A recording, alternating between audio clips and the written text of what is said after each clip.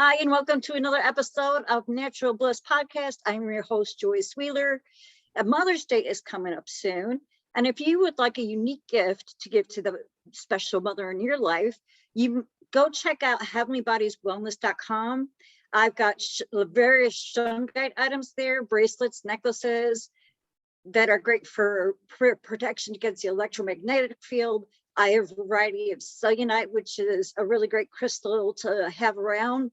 And, check out my organic skincare products too, and see what the mom in your life might like to have. And you can get a gift card too, so you might want to go that right.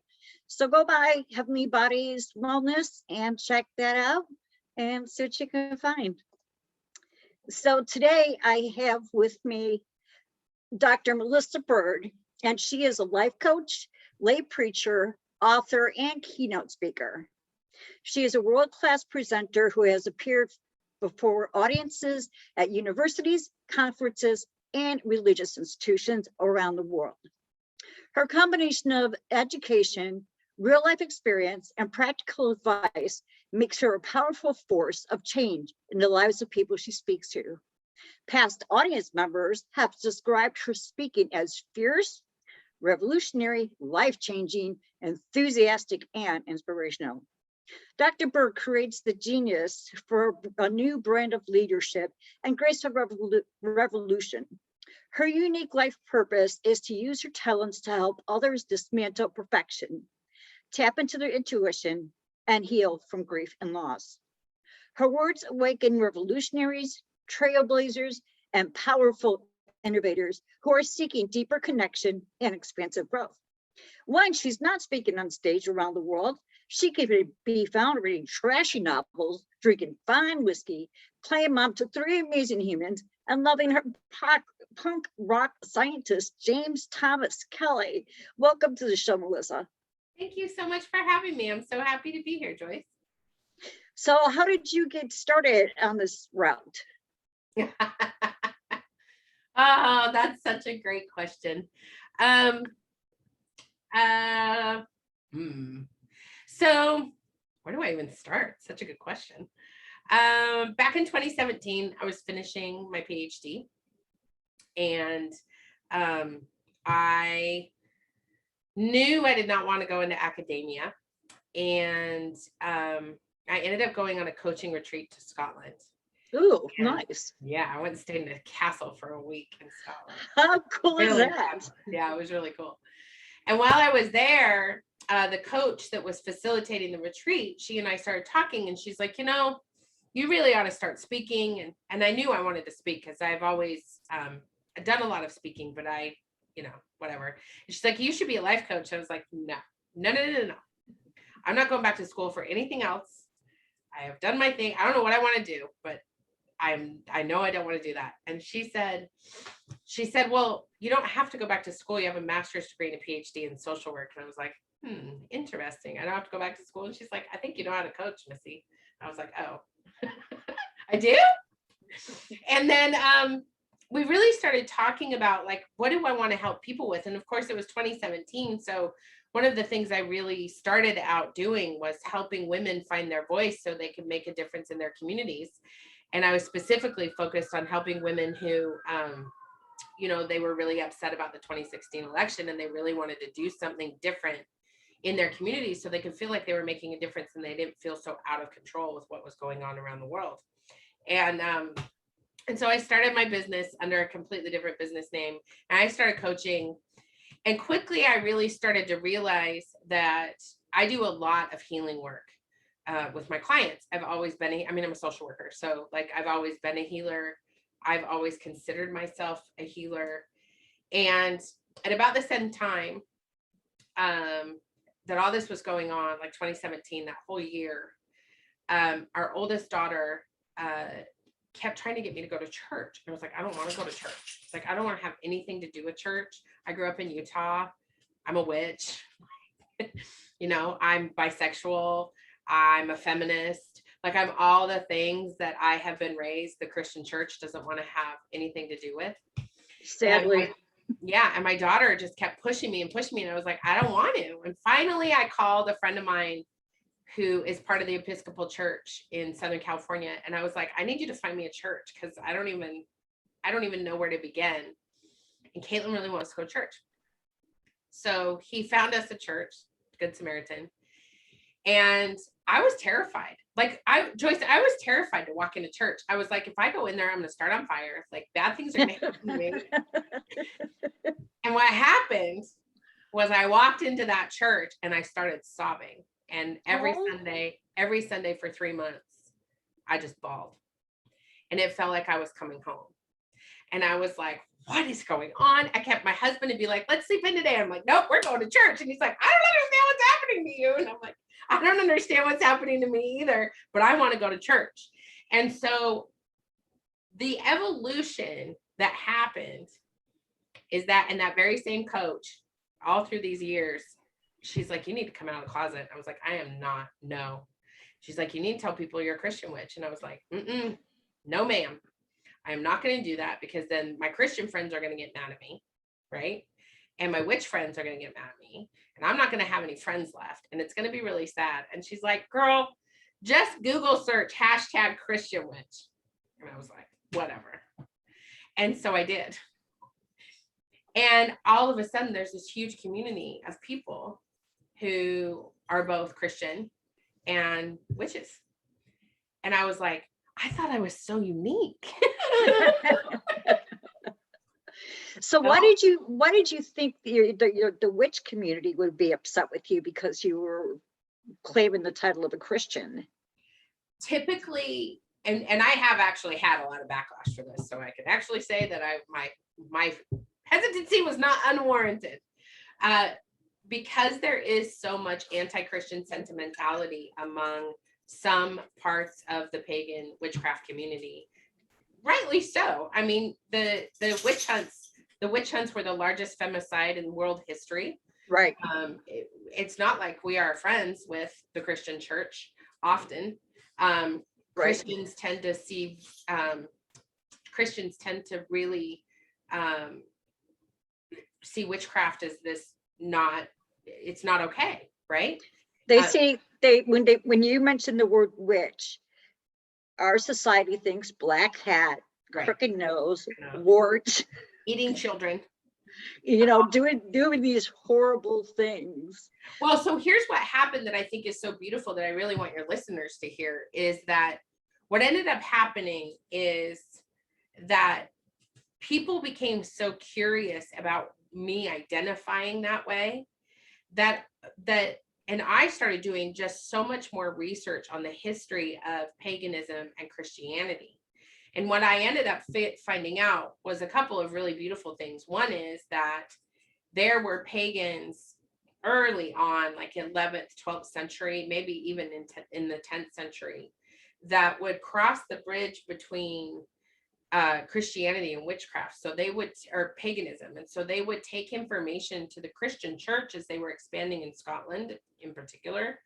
And then they would bridge the gap back to the pagans to tell them about Christianity. And so, one of my friends one day said, she's like, you're one of those, right? Like you're the bridge builder. Like you can go back and forth between the two and it's really beautiful and amazing. And I thought, oh, well, that's cool. Like I don't have to be worried about being one or the other. And I think so much in our identities, right? Like we have to be one or the other.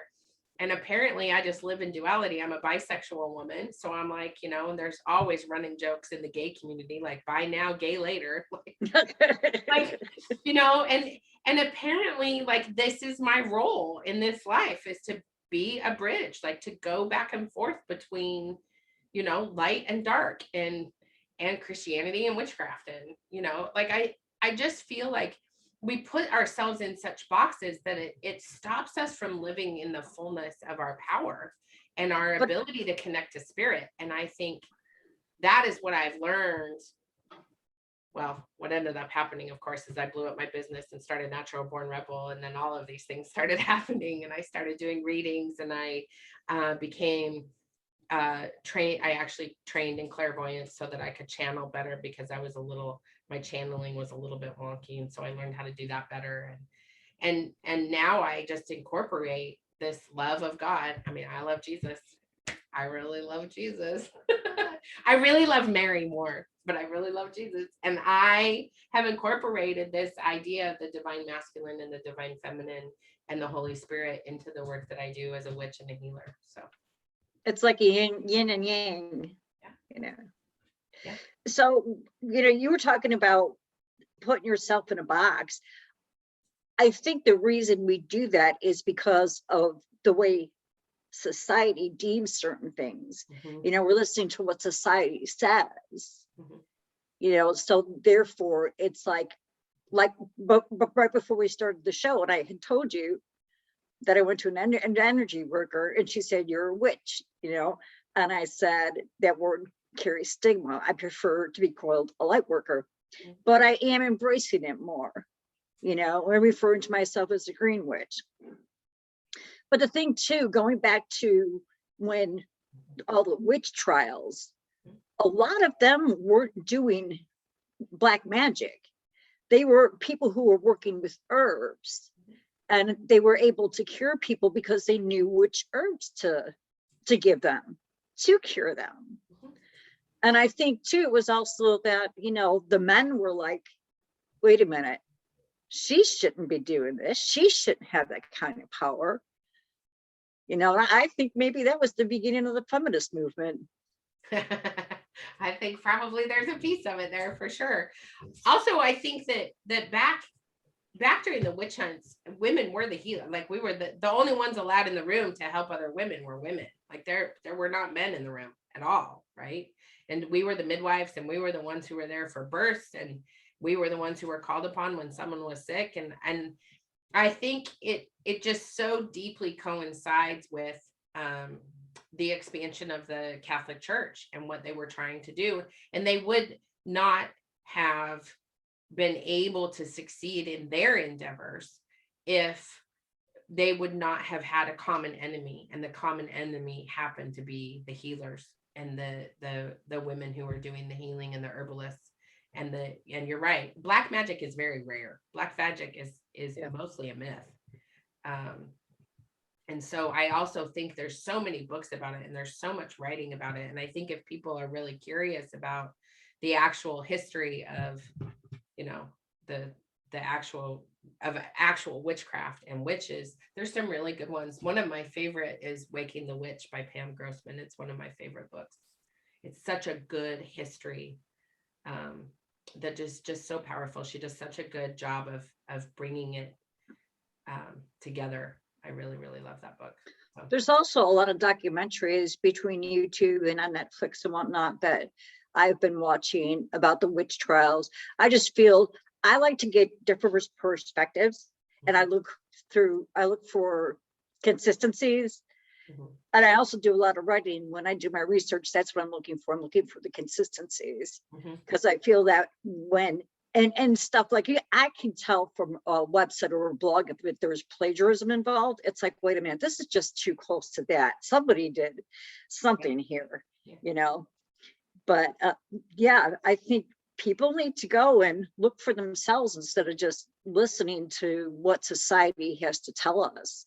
And that's one of the problems with our society, is that people are too lazy to go and do the work themselves. So they'd rather just listen to what somebody else is spewing at them, rather than going and searching for themselves to see. So what I know there's different kinds of witches. Like I said, I relate to being a green witch. What type of witch do you relate to being?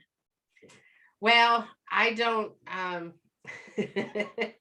I've been called the grandmother witch. I've been called the web weaver. I've been called the caller of the witches. I practice all different kinds of witchcraft, so I am not just one thing. I am all the things. And one of my I don't know how to say what it is. One of my magics, I guess it's that. One of my magics is to really help call other people into their power. And so a lot of what I do is help my clients and the people that I work with connect to their own intuitive powers and connect to their own intuition, so that they can figure out how to enhance those powers and what they're here to do. And so I think a big part of coming into our power and figuring out who we are is to remember that we're not just one thing, we're many things. And when we really start to identify the things that really light us up and make us feel passionate and really connect us to the things that make us excited, then we figure out that that's where our magic goes. Yeah. That's really interesting that you said that it might not be one thing, because when we talked earlier and you asked me about how I started my podcast, that was part of how it came to be, was because I was passionate about all these different things. And, so my podcast is able to roll everything into one. But I've also been struggling these days because I'm still like that. I still have things that I'm passionate about. I like to create. I make jewelry. I have a Cricut. I design and make T-shirts and different things. And my husband's like, you just got too many things going on. I said, but it's all related to one thing. It all goes back to holistic health. Mm-hmm. So it's one topic, but many things. Mm-hmm. I think so often, we get told that we're not allowed to, like you have to focus. And I just don't think that's true. I think you have to have focus. Like, I think if you're going to navigate the world, for sure, you have to have focus. But I really feel like being creative, there's so many different ways that we're creative. And I think when we allow ourselves to fall into our creativity and do the things that make us excited and make us feel lit up and make us feel, like we are creating in the act of creation. And when we also recognize that our work is the act of creation too, like when we really recognize that when we engage in our work in the world, it doesn't matter if we are, running a business or we are like doing the things that we are meant to be doing in an office environment or whatever it is, that when we engage in our work, then we are creating. We are in the act of creation. And I just really, when I see people struggle because they're not owning their creativity and their own unique thing that they're bringing to whatever it is that they're doing. And I think when we allow ourselves to have many different things that we're interested in, and when we allow ourselves to really expand and explore the things that make us excited, then it allows us to hone in more on, like you said, holistic health is the thread that is woven through your tapestry of life. And I think that, for me, it's helping people find their voice. Like, I really want people to be able to enunciate for themselves what it is they want to see happen in the world. And that is the thread that drives me. Like, that is woven through the fabric of all of the things that I do out in the world, is helping people, get rid of this perfectionist need to like fall into line and let that go. Like, the ultimate rebellion is doing everything imperfectly, because that is how we're made. We are naturally occurring things on the planet. We aren't meant to be perfect. Like, trees are not perfect. Birds are not perfect. We are born, we stitched together in the womb lopsided. Like, nothing is perfect. And the minute we allow ourselves to let that go and really just explore the things that we're curious about, that's when we really get to expand in the things that we create in the world. Well, I always say I'm perfectly unperfect. Mm-hmm. Yeah. Yeah, perfectly unperfect. But that again is a society thing, and the brainwashing. I listen to a lot of things about business, and it's like, find one thing that you're good at and do it. And it's like, but I'm good at a bunch of different things. Mm-hmm. So why can't I just take the topic, like we're both taking a topic and going, okay, this is our topic. This is our focus. But I have this, and this, and this. Mm-hmm. And it's all interwoven, and it works perfectly together. Mm-hmm. Yeah. Do you talk to a lot of women who are in the corporate world and want to come out of it? Yeah, I work with a lot of women who are either transitioning out of corporate or they want to figure out how to work in corporate. So they want to figure out how to empower themselves within, where they're at. I also work with a lot of women who own their own businesses. And one of the things that I find so fascinating about the work that I do is that even when women run their own businesses or are in charge of their own small business or they're entrepreneurs, one of the things I find really fascinating is they keep trying to fit their business into a corporate structure, like a 9 to 5, 8 to 5 structure. And one of the biggest lessons that they learn inevitably when they're working with me is that you're running your own show. Like, you get to make all the rules. Yeah. Well, if you want to work for like 3 hours a day, then work 3 hours a day. And they're like, what? And I'm like, and my other, that actually translates to people who are working in an office or working in a corporate structure or work for an organization, is that in that 8-hour workday, people only work 3.5 hours a day because they have mandated breaks. They have a mandated lunch break. They've got 2 other breaks they have to take. They wander around the office talking to their friends and their coworkers and the people that they work with. They have meetings. So they're not actually doing work, except for 3.5 hours a day. So I'm all, why not run your business on 3.5 hours a day? Like, where are you getting this rule that we have to work all these hours? And mind you, you have to work hard. But when you give focused attention time to the work that you're doing, you can get your work done in about 3.5 hours. Well, and the thing is too, is that there's no sense in continuing to work if you're, or not that there's no sense, but I mean, that's why I chose to have my own business. I wanted to set my own hours. Yesterday, my husband and I just took off and went to the beach. That's the great thing about me having my own business. I can do that. I can take off and go to the beach. I can take my work to the beach if I want to and go work at the beach. That's why I started my own business. I wanted that flexibility. And not only that, but I also wanted to work for my dream and not somebody else's dream. Yeah. I think it's really interesting, all these rules we place on ourselves about how things are supposed to be and how they're supposed to look.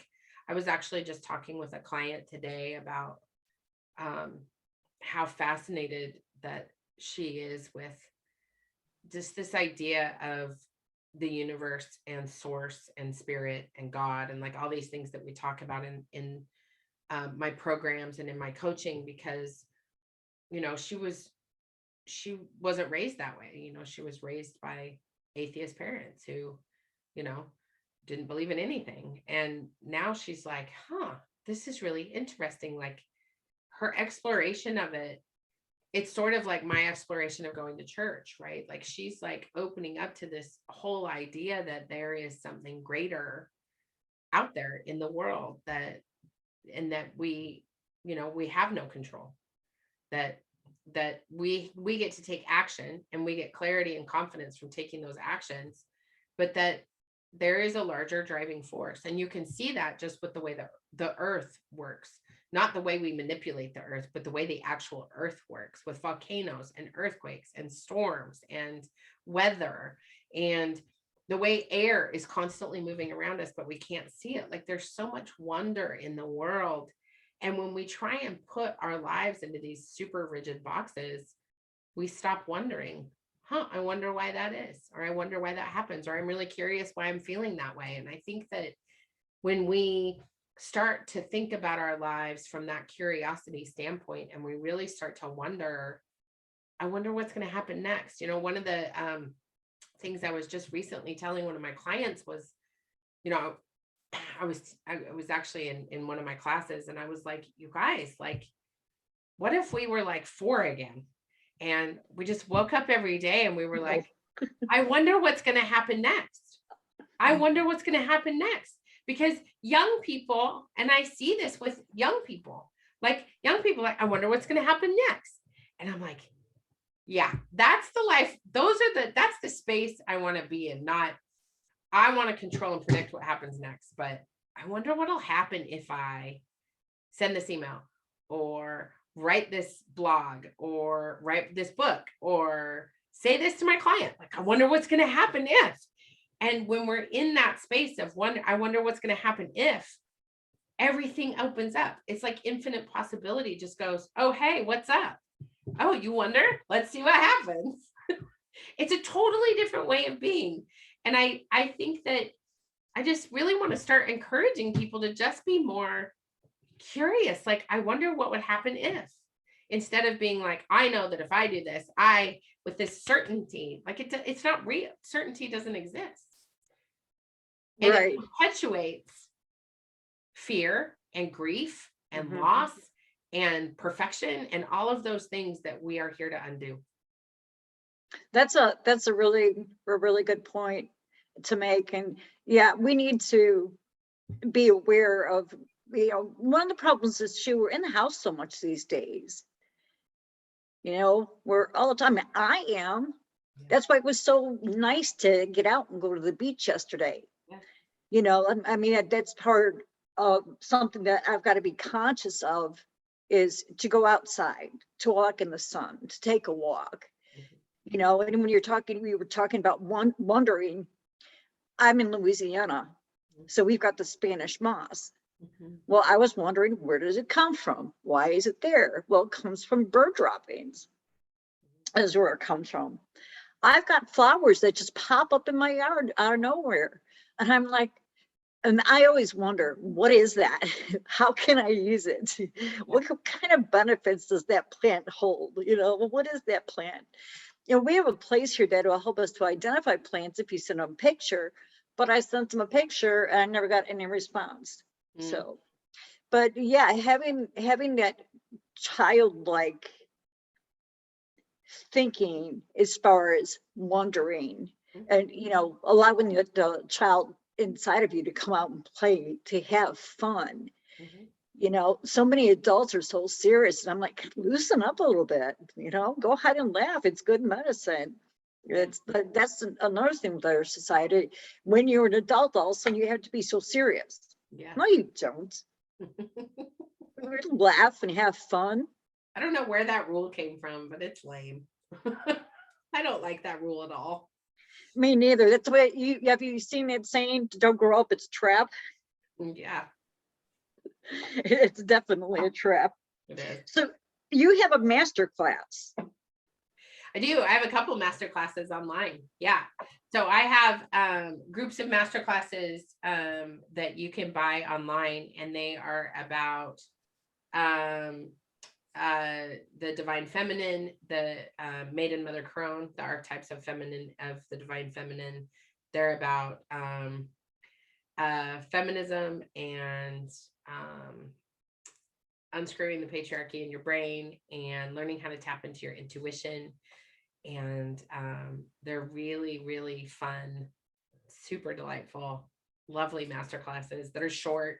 They're just short videos, and they just really give you another way to look at the way the world is, and look at how you can start to just unlearn some of the things that we've been programmed to think and feel, so that we can get closer to our intuition and figure out what really lights us up.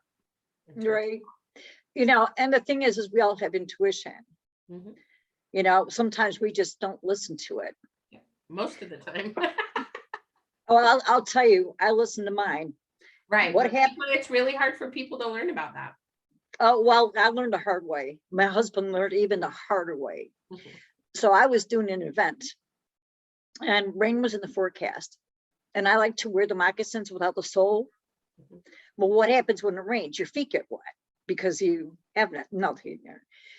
So I keep hearing in my head, grab your boots, grab your boots, grab your boots. I don't want to grab my boots. I want to wear my moccasins. And the voice is saying, just put them in the car. You don't have to put them on, just put them in the car. Well, I mean, first off, I am a rebel. I'm strong-headed. So I blew it off, and I didn't take my boots, and my feet got wet. So I'm like, okay, fine. I'll listen. Yeah. And now with my husband, he's building a greenhouse. And he had one ladder, and he was being told, get the other ladder, it's more stable. he didn't listen. He actually fell and broke his collarbone. Oh no. Yep. So I said, are you going to listen to your intuition now? Sometimes it's things like that. But, the intuition is that small voice in your head, or even that thought that's in your head that I should do this. Yeah. And especially when it's something so harmless as just putting a pair of boots in your car. Yeah. Just listen. Mm-hmm. Listen to it. So our intuition, and where do you think it stems from? Do you think it's like our higher self? Do you think it's our guides? Do you think it's a higher power? What's our intuition? I think our intuition, the way my teacher talks about it, my teacher Eileen, I love what she says. She says the clearest, most clairvoyant, intuitive thought happens in the first 5 seconds. And what always screws us up is the feelings we have after that, because we act off of feeling. We never act off of our thoughts, right? And I love when she says that, because it's such a good reminder that our intuition is that voice, that little niggle that you hear, and it's not very loud. Sometimes it gets louder, but it's like this thing that says, do this instead, or do this instead, or do this instead. And then we think, no, I know better. No, I'm going to wear my moccasins, even though you're telling me to put my boots in the car, right? Like, I had a really good friend who had an intuitive hit to do something with the laundry, looked outside, and this terrible car accident had happened in front of her house. And she would have been in the car in the middle of the car accident if she wouldn't have listened to do the laundry. She wasn't going to do the laundry. She kept like pushing against it, and it just wouldn't relent. And so I think sometimes that intuition, that voice says something and we ignore it, and it says something, and sometimes we don't ignore it. I think it's a combination of all the things you mentioned. I think we don't know what intuition is, and we don't really know where it comes from, but I think we know that when we listen to it, things are easier. And I think that is the thing that I really try and teach my clients. Like, when I say let it be easy, I don't mean things are going to be easy. Life is complicated. Right. But if we listen to our intuition more and more, and we allow ourselves the security of knowing that it isn't wrong, then our lives become less difficult in that complication. And if we can allow our lives to become less difficult within the complication of things, then we are giving ourselves the break that we so richly and rightly deserve. It doesn't have to be difficult. Right. Things can flow. And it's not going to be perfect, because we're not perfect. No. But at least it will feel better, and we will have more better days and less crappy days. Right. It just makes things so much easier. Yeah. Because you don't have to sit there and ponder. No. Should I do this? Or should I do that? Yeah. What's the best thing? You just listen to that little voice inside your head. Do you have clients that say they can't hear that little voice in their head?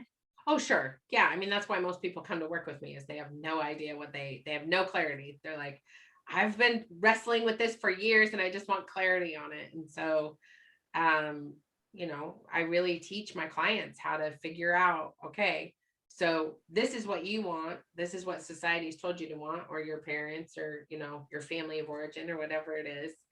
This is what you want. This is the vision you have for your future. Here is how you can learn how to listen to your intuition, learn how to tap into your magic, learn how to connect to that thing that makes you excited and really get you going, so that you can incorporate that into your life as it is and use it moving forward as a tool. I think that's the other thing. I think people think that if they start to do magic, or, do spiritual work, or whatever it is, I think a lot of times people think that if they do those things, that their life is going to blow up, right?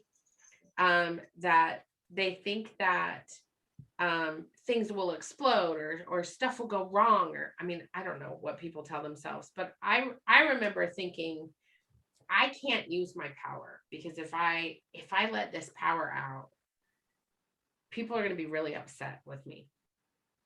And what ended up happening is I attracted more friends and more love and more joy and more happiness and more of all the things I really wanted in life, because I wasn't so busy putting up walls so no one would be able to see who I was.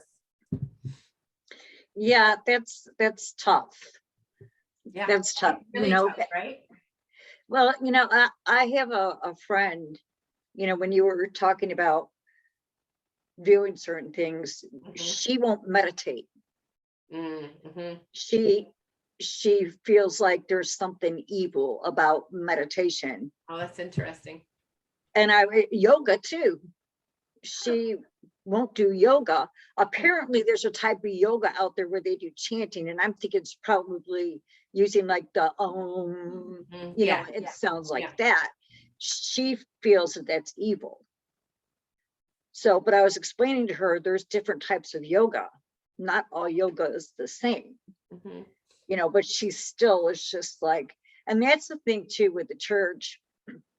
I was in the church for years, and then I had gotten out, and because the fact that it was so much about fear, at least a church that I was going to, and it's just like, even now it's still a phone over. I'm thinking like tarot. I will not mess with tarot cards. I just won't. I do oracle cards. Now I'll let somebody do a reading for me for tarot. Sure. But I personally won't do it myself. Well, I think it's really important for people to remember that all of these things are tools, right?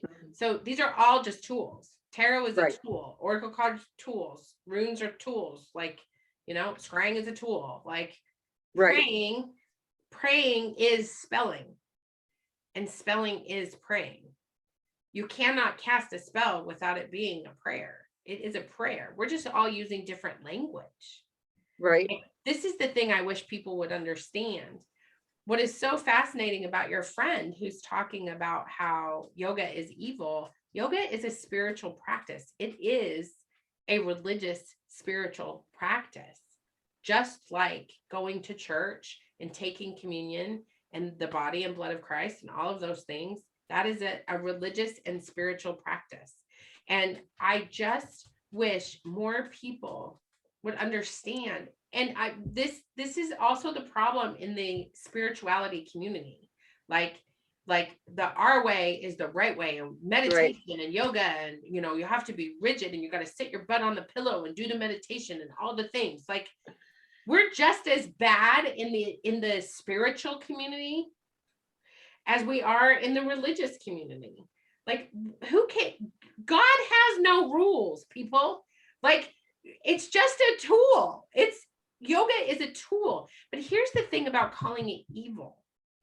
That says I'm better than you when we do that. Wow. And I don't believe there is, that buys into the story of good and evil, right versus wrong. And I don't think any of us are wrong, even your friend.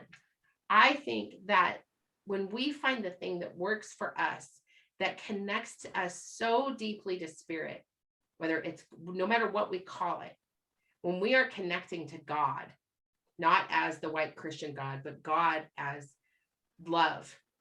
Love is what connects all of us. Right. We are love, and we are loved. There is no other truth. And it doesn't matter what your religious or spiritual background is. Love is the universal flow. That's it. That's all there is. And so no matter what tools we're using, if we're connecting those tools back to love, then that is the point of all of this, right? I love Megan Watterson. She wrote a book called Mary Magdalene Revealed, and she always talks about how the body is the vessel for the soul. The only reason we're here is to give our soul a living purpose. That's it. Our soul is here to have an experience, and that's what we're doing. And the minute we embrace the idea that we're just here having a living purpose, that we are experiencing our day-to-day lives with a purpose, the minute we start to embrace that idea and start to tap into that universal flow of love, it doesn't matter what we think. It matters what we do. It matters what actions we take in the day. It matters what we put out into the world. And if what we put out into the world is love, then we're getting it right. Right. And if what we're not putting out in the world is love, if we are judging, judge not lest ye be judged. Like, right. If we are judging other people, then we are not in that flow of love. And I believe that the minute we let go of this idea of there being right versus wrong, we will be able to fall more deeply into that spiritual connection. My favorite thing with my clients is the minute I start talking about how prayer is spell and spell is prayer. Like, it's SPELL. You can't have a prayer without spelling. Right. It doesn't exist. Exactly. Literal action of putting letters together to spell something. Right. You know, I've heard a number of people in various communities say that we're not human beings.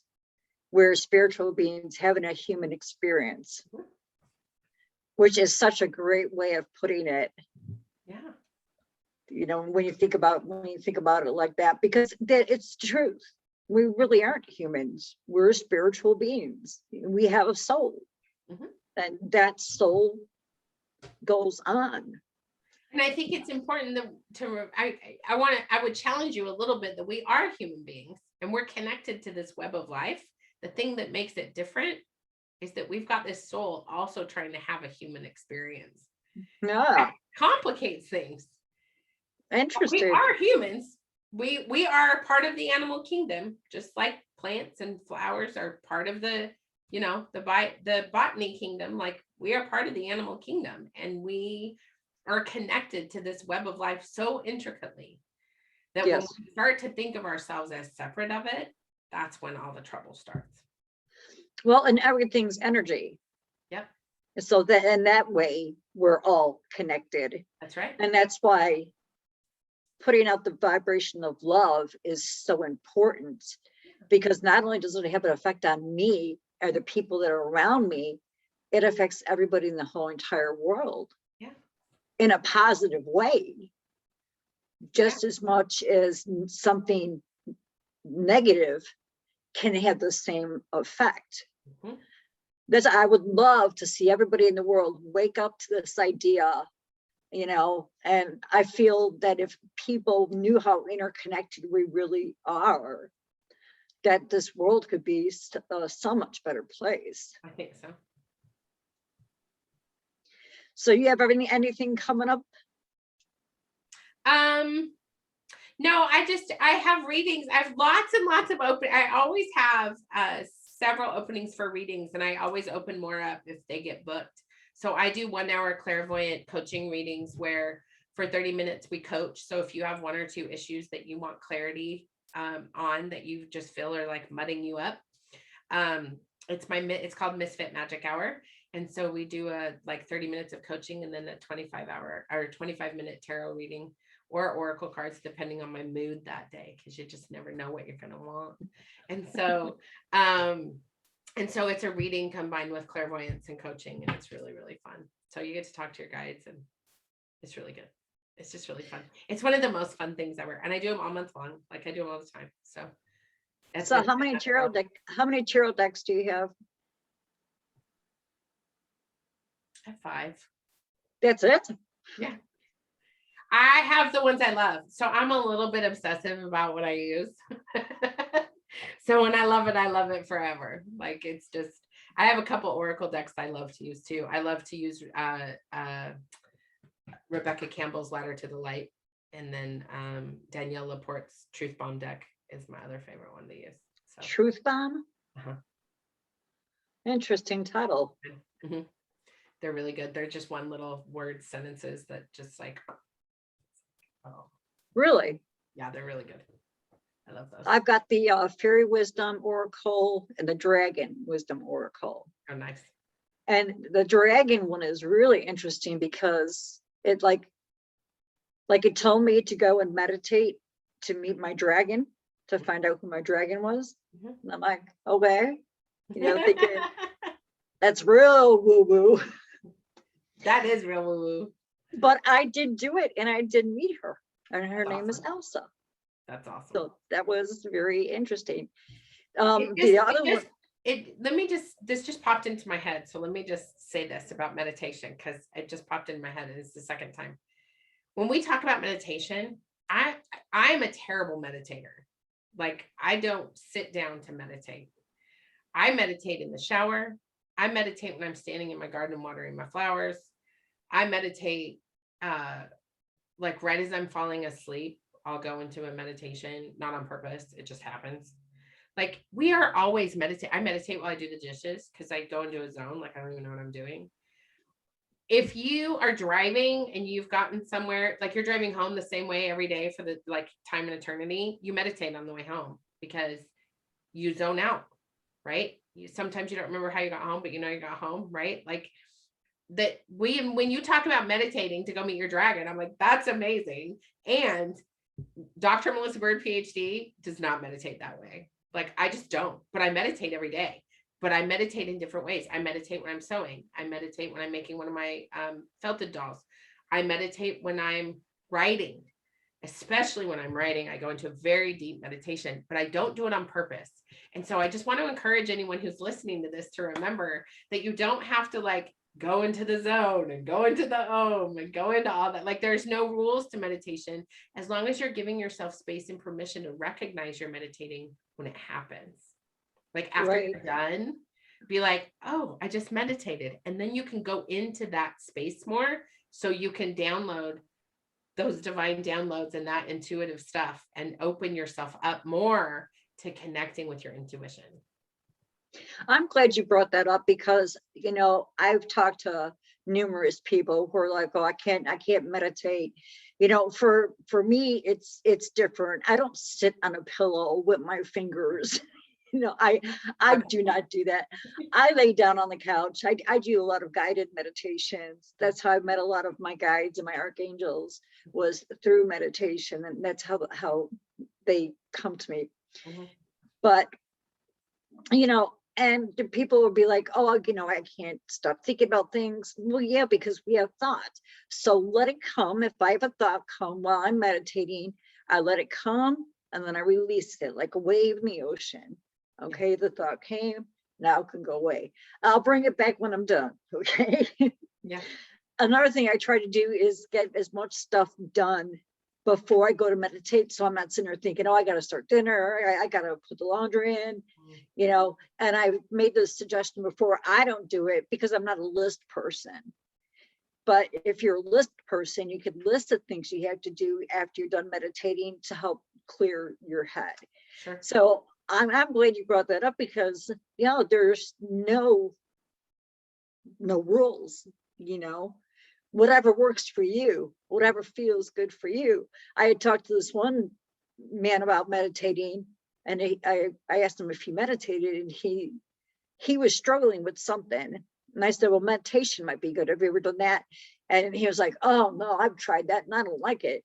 Well, whoever he had talked to about meditating had told him that he had to lay down and he couldn't move.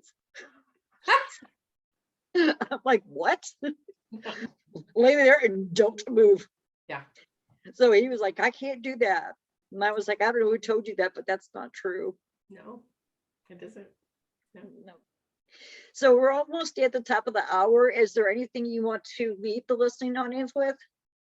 I just really want to encourage everyone to think about not following the rules. Right? Like, my company is Natural Born Rebel for a reason, right? Like, when you start to think, put yourself in boxes or think about, am I doing this right or wrong? There is those are just constructs. They're not real and they don't exist. And so if you really allow yourself to just let your emotions flow, let your anger move in and out, let your happy move in and out. Like, we are just here. All of these rules and all of these pressures and all of this need to, well, if I can't do it right, I'm just not going to do it at all. That stops us from living the fullness of life that we are really here to learn and do. And we can,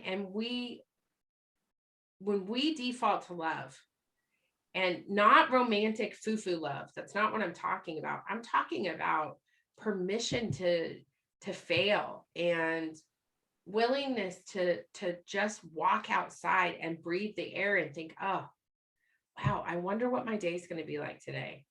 And when we really fall into this idea that we are here to be spiritual, connected, collective, collaborative human beings, when we start to dismantle this mythology that we are separate and above other people and like nature, when we start to connect back into that web of humanity and really start to think about what the thread is that weaves us together, it becomes so much easier to live a daily existence. And my favorite thing to leave people with is my favorite quote from Eleanor Roosevelt, which is, do one thing every day that scares you. I have lived by that motto probably since 2003. And I have such a full, amazing, incredible life. I have things that happen, like bad stuff happens. But the idea of doing the scariest thing every single day has allowed me to, and my clients, like I make my clients do it too. Like, I'm like, what scares you the most? Let's do that first. And the minute we start to engage in life that way, then the thing that scares us the most becomes the smallest thing, right? It's like the shadow hand on the wall, like it's this big giant monster, but really it's just your hand. Like, Right. it diminishes the scary monster in the closet. So do one thing every day that scares you. That's really good advice, but at the same time, that's scary in itself. Yeah. So if people want to contact you or work with you, where do they go?